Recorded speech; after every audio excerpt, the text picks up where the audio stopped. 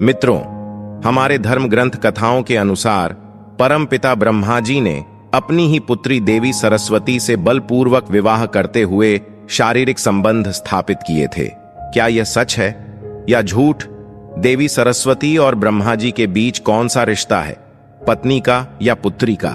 क्या आप जानते हैं भगवान ब्रह्मा जी ने कितने विवाह किए थे तथा जिस भगवान ने सारे संसार की निर्मिति की है उनकी ही पूजा आराधना क्यों वर्जित मानी जाती है तथा क्यों काटा भगवान शिव शंकर ने ब्रह्मा जी का 5वां शीश और किसके श्राप के कारण ब्रह्मा जी की पूजा नहीं होती है? इसी तरह के कुछ महत्वपूर्ण प्रश्नों को लेकर आज हम इस प्रस्तुति को लेकर आए हैं। तो चलिए जान लेते हैं परम पिता भगवान ब्रह्मा जी की रहस्यमयी कथाएं। इसीलिए आप हमारे साथ अंत तक बने रहिए। मित्रों, सबसे पहले प्रश्न के अनुसार हम जानते हैं कि देवी सरस्वती और ब्रह्मा जी का रिश्ता क्या है। पौराणिक मान्यताओं के अनुसार इस संसार के 3 ही देव हैं जिन्हें हम ब्रह्मा, विष्णु और महेश के नाम से जानते हैं।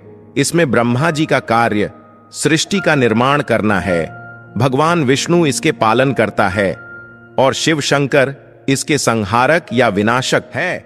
हम आपको बता दें, आज के विज्ञान में जो मल्टी यूनिवर्स का कंसेप्ट बताया जा रहा है उसका जिक्र हमारे ब्रह्मांड पुराण में पहले से ही किया है, जिसके अनुसार हर एक ब्रह्मांड में एक ब्रह्मा है और उनकी आयु निश्चित कर दी गई है।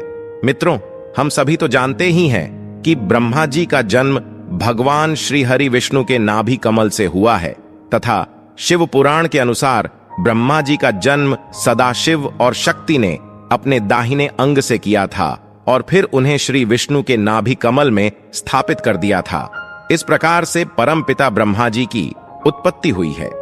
मित्रों, जब ब्रह्मा जी इस संसार की निर्मिति कर रहे थे तब उन्हें ज्ञान की आवश्यकता पड़ी थी। इसीलिए उन्होंने अपने ही मन से एक विद्वान स्त्री की उत्पत्ति की थी और उसे अपने मुख से बाहर निकाला था, जिसका नाम सरस्वती रखा गया। इसी के अनुसार सरस्वती भगवान ब्रह्मा की मन से उत्पन्न होने के कारण उनकी मानस पुत्री हुई। इनका निर्माण सबसे पहले हुआ था। आगे जब संसार की निर्मिति करनी थी, इसीलिए पूरे ब्रह्मांड में जो भी उत्पन्न होगा वह केवल ब्रह्मा जी से ही उनके तेज मन और बुद्धि से निर्माण हो सकता था, क्योंकि उस समय मैथुन क्रिया नहीं थी। इसी कारण से यह देवी सरस्वती उनकी कृति है, जिन्हें पुत्री नहीं कहा जा सकता है। आपको बता दें कि जब ब्रह्मा जी का जन्म हुआ था तब वे ना ही पुरुष लिंगी थे और ना ही स्त्रीलिंगी। वे एक अविकसित जीव थे और उनका केवल एक ही सिर था। फिर भगवान श्री हरि ने उन्हें उनके जैसा ही यह स्वरूप प्रदान किया और उन्हें बुद्धि प्रदान करते हुए संसार निर्मिति का कार्य सौंप दिया। अपितु ब्रह्मा जी जिस तरह से ब्रह्मांड की निर्मिति कर रहे थे, ठीक उसी प्रकार से उन्होंने खुद भी अपनी आवश्यकताओं के अनुसार अपने शरीर में तथा बुद्धि में बदलाव किए। हम देखते हैं कि भगवान ब्रह्मा को 4 सिर है और वे एक पुरुष देवता हैं। यह उनकी ही लीला है जो उन्होंने खुद के शरीर में बदलाव किए थे। समय के अनुसार ब्रह्मा जी ने त्रिदेवों में अपना स्थान बना लिया है। जब उन्होंने देवी सरस्वती का निर्माण किया तब वे उनके साथ रहकर ही अन्य जीवों जंतुओं की निर्मिति करने लगे। फिर समय के साथ साथ उन्होंने कुल 49 अपने वंशज निर्माण किए थे। देवी सरस्वती के ही समान ब्रह्मा जी ने अपने मन से 10 पुत्रों को जन्म दिया था, जिन्हें मानस पुत्र कहा जाता है। उनके नाम हैं अत्रि, अंगिरस, पुलस्त्य, मरीचि, पुलह, क्रतु, भृगु, वशिष्ठ, दक्ष और नारद। इन ऋषियों को प्रजापति भी कहते हैं। इनके अलावा ब्रह्मा के पुत्र विश्वकर्मा, अधर्म, अलक्ष्मी, 8 वसु, 4 कुमार, 14 मनु, 11 रुद्र, अरणि, रुचि, कर्दम, पंचशिखा, वोढ़ु, अपांतरत्मा, प्रचेता, हंस, यति आदि तथा अलक्ष्मी और शतरूपा उनकी कन्याएं हैं। जिस तरह देवी सरस्वती ब्रह्मा जी के मुख से उत्पन्न हुई थी, ठीक उसी प्रकार से मन से मारीचि, नेत्र से अत्रि, मुख से अंगिरस, कान से पुलस्त्य, नाभि से पुलह, हाथ से कृतु, त्वचा से भृगु, प्राण से वशिष्ठ, अंगुष्ठ से दक्ष, छाया से कंदर्भ का जन्म हुआ था। मित्रों, अब हम जानते हैं कि जिस तरह भगवान श्री हरि विष्णु और भगवान शंकर ने इस सृष्टि के कल्याण हेतु समय समय पर जन्म या स्वयं अवतार लेकर धर्म की रक्षा की है, वैसे ही भगवान ब्रह्मा जी ने भी अपने कुछ अंश अवतारों को जन्म दिया था। विष्णु पुराण और ब्रह्मवैवर्त पुराण में ब्रह्मा के 7 अवतारों का वर्णन है और रामायण के जामवंत जी को भी ब्रह्मा का अंश कहा गया है। उनके क्रमशः नाम है महर्षि वाल्मीकि, महर्षि कश्यप, महर्षि बछेस, चंद्रदेव, बृहस्पति, कालिदास, महर्षि खट और जामवंत।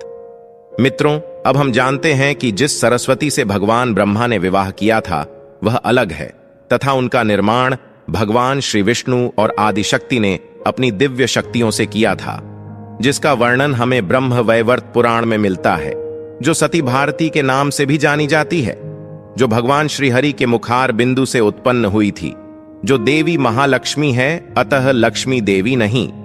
श्री हरि से जो उनका सत्व प्रधान रूप उत्पन्न हुआ, देवी का वही रूप सरस्वती कहलाया है। यह तो ज्ञात है कि देवी सरस्वती का वर्ण श्वेत है। उनकी छवि बहुत सुंदर है। वे वागीश्वरी नाम से भी प्रख्यात है। उनके 2 हाथों में वीणा और पुस्तक है और 2 में व्याख्याएं हैं। और जो ब्रह्मा जी की पुत्री देवी महासरस्वती है, उनका भी वर्ण श्वेत है। कुछ काल के पश्चात देवी महासरस्वती का भगवान श्री हरि विष्णु के साथ तथा सरस्वती का ब्रह्मा जी के साथ विवाह संपन्न हुआ था।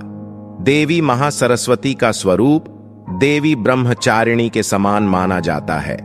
मित्रों, शायद यह बात आपको समझ नहीं आई होगी, लेकिन हम आपको बताते हैं। सनातन धर्म शास्त्रों में 2 सरस्वती देवियों का वर्णन आता है। एक जो ब्रह्मा की पत्नी सरस्वती एवं एक ब्रह्मा की ही पुत्री तथा दूसरी श्री विष्णु की पत्नी सरस्वती है। ब्रह्मा पत्नी सरस्वती मूल प्रकृति से उत्पन्न सतोगुण महाशक्ति एवं प्रमुख त्रिदेवियों में से एक हैं। विष्णु की पत्नी सरस्वती ब्रह्मा के जिह्वा से प्रकट होने के कारण वह ब्रह्मा की पुत्री मानी जाती है। कई शास्त्रों में इन्हें मुरारी वल्लभा विष्णु पत्नी कहकर भी संबोधन किया गया है। धर्म शास्त्रों के अनुसार दोनों देवियों को समान नाम स्वरूप, प्रकृति, शक्ति एवं ब्रह्म ज्ञान विद्या आदि की अधिष्ठात्री देवी मानी गई है। इसलिए इनकी ध्यान आराधना में ज्यादा भेद नहीं बताया गया है। मित्रों, पौराणिक कथाओं के अनुसार भगवान ब्रह्मा जी की 5 पत्नियां थीं, जिनके नाम सावित्री, गायत्री, श्रद्धा, मेधा और सरस्वती हैं। इनमें से सावित्री और सरस्वती का जिक्र ज्यादातर जगहों पर मिलता है। सरस्वती से विवाह के पश्चात भगवान ब्रह्मा और देवी ने धरती पर अवतार लेकर अपना गृहस्थ जीवन व्यापन किया। इसी दौरान उन्होंने स्वयंभू मनु और देवी शतरूपा को जन्म दिया, जो कि संसार के सबसे पहले स्त्री और पुरुष हैं। कुछ सालों के पहले जब देवी सरस्वती ब्रह्मा के साथ रहकर सृष्टि निर्माण का कार्य कर रहे थे, तब उसकी सुंदरता और यौवन को देख ब्रह्मा जी कामुकता से भर गए और उन्हें ही पाने के लिए वे उनके पीछे पड़ गए। जब देवी चारों दिशाओं में छिपने के लिए भाग रही थी, तब ब्रह्मा जी ने अपने चारों शीशों से उन्हें चारों दिशाओं में ढूंढना शुरू किया। अपने ही पिता की कुदृष्टि अपने ऊपर पड़ती देख उन्होंने रूप बदलकर धरती से ऊपर जाने की ठान ली। वहीं दूसरी ओर ब्रह्मा जी ने अपना एक और सिर ऊपर की दिशा में निकाला। तब देवी सरस्वती भगवान शिव के पास चली गई और फिर अपनी रक्षा हेतु उनसे प्रार्थना करने लगी। उसी समय वे समस्त देवताओं सहित उन्हें लेकर धरती लोक पर अवतरित हुए और उन्होंने ब्रह्मा जी को समझाया कि आप अपनी ही पुत्री के साथ विवाह नहीं कर सकते हैं, यह धर्म के विरुद्ध है। और उनके पुत्र महर्षि मरीचि आदि ने अपने पिता से कहा, पिताजी, आप समर्थ हैं, फिर भी अपने मन में उत्पन्न हुए काम वेग को ना रोककर पुत्री गमन जैसा दुस्तर पाप कर रहे हैं। ऐसा तो आपके पूर्व किसी ब्रह्मा ने नहीं किया है और ना आगे ही कोई कर पाएगा। हे परमपिता, आप जैसे तेजस्वी पुरुषों को ऐसा काम भाव शोभा नहीं देता है। भगवान शिव ने यह जान लिया था कि ब्रह्मा जी ने अधर्म रूपी बुद्धि को निर्माण किया है और इसी के चलते वे यह घोर पाप कर रहे हैं। सभी अपने पुत्रों के और देवताओं के इस तरह से समझाने के बाद उन्होंने देवी सरस्वती को छोड़ दिया और अपने मन के इस काम भाव को दूर करने हेतु अपने उस मानव रूपी शरीर का त्याग कर दिया, जिस कारण से वहां कोहरा छाया, जिससे अंधकार का जन्म हुआ और भगवान शिव ने उन्हें उनके पापी अधर्मी बुद्धि वाले शिष्य को नष्ट करने की सलाह दी, किंतु उनके ऊपर अहंकार छा गया था। वे उनकी बातों को अनसुना करते हुए वे वहां से अदृश्य हो गए। तभी उन्हें भगवान शिव ने चेतावनी देते हुए कहा, हे ब्रह्मा, मैं आपके इस अहंकारी बुद्धि वाले शीश के 3 अपराधों को ही क्षमा करूंगा। आपने पहला दुस्साहस हमारा अनादर करते हुए किया है। मित्रों, फिर कुछ समय के पश्चात ब्रह्मा जी ने दूसरा अपराध अपने पुत्र प्रजापति दक्ष के यज्ञ का अनुष्ठान शिव शंकर और श्री हरि के आगमन के बिना कर दिया था, और साथ ही अपने पिता भगवान शंकर और श्री हरि के आगमन के बिना कर दिया था, और साथ ही अपने पिता भगवान शंकर और श्री हरि को तुच्छ प्रकार का संबोधन करते हुए अपमानित भी किया था। तब भगवान शिव और श्री हरि ने अपने नादान पुत्र को माफ कर देते हुए वहां से वे चले गए थे। उसके बाद तीसरी बार जब अपनी श्रेष्ठता दर्शाते हुए स्वयं श्री हरि के साथ इसी विषय पर विवाद किया, तब उसी समय भगवान शंकर वहां उपस्थित हुए और उन्होंने दोनों से ये कहा, आप दोनों में से जो भी इस दिव्य प्रकाश लिंग का अंतिम छोर ढूंढ निकालेगा, वहीं आप में से सर्वश्रेष्ठ होगा। उस समय उनकी बातों को सुनकर श्री हरि नीचे की ओर चले गए और ब्रह्मा जी ऊपर की ओर। कई मीलों का सफर करने के बाद भी जब उन्हें उस लिंग का अंत पता न चला, तब श्री विष्णु वापस आकर बोले, हे प्रभु, इस लिंग का कोई अंत नहीं है। मैं अपनी हार को स्वीकार करता हूं। किंतु जब ब्रह्मा जी वापस आ रहे थे, तब उन्होंने एक केतकी पुष्प को देखा और उसके साथ अपनी मिली भगत करते हुए अपनी हां में हां मिलाने को राजी किया। और जब श्री हरि, विष्णु और ब्रह्मा जी भगवान शिव के समक्ष उपस्थित हो गए, तब ब्रह्मा जी ने कहा, हे शिव जी, मैंने आपके इस लिंग का अंत ढूंढ लिया है तथा इसके आखिरी छोर पर मुझे यह केकती का पुष्प मिला। अगर आपको मेरी बातों पर विश्वास ना हो तो आप इस पुष्प से पूछ सकते हैं। तब शिवजी ने ब्रह्मा जी की मूर्खता को स्वीकार कर लिया था, किंतु वहीं केकती पुष्प ने जब ब्रह्मा जी के झूठ में अपनी हामी मिलाई, तब शिवजी ने क्रोधित होकर केतकी पुष्प को श्राप दिया और कहा, हे पुष्प, मैंने ही तुम्हारा निर्माण किया था और तुम मेरे प्रिय होने वाले थे, किंतु तुमने किसी के अहंकार के वश में आकर स्वयं मुझसे झूठ कहा है। इसलिए किसी भी प्रकार के पूजा पाठ में तुम्हारा उपयोग नहीं होगा। इतना कहने के बाद भी ब्रह्मा जी अपनी श्रेष्ठता को सिद्ध करने का प्रयास करने लगे। ब्रह्मा जी के ऐसे कटु वचनों को सुनकर भगवान शिव ने कहा, हे ब्रह्मा, अब तुमने अपनी सारी हदें पार कर दी है, इसलिए अब जिस मुंह से यह अहंकार भरी बातें कर रहे हो, मैं तुम्हारे अहंकार के साथ साथ इस अहंकारी सिर का अंत कर देता हूं। ऐसा कहकर भगवान शिव ने अपने त्रिशूल से ब्रह्मा जी का 5वां सिर काट दिया।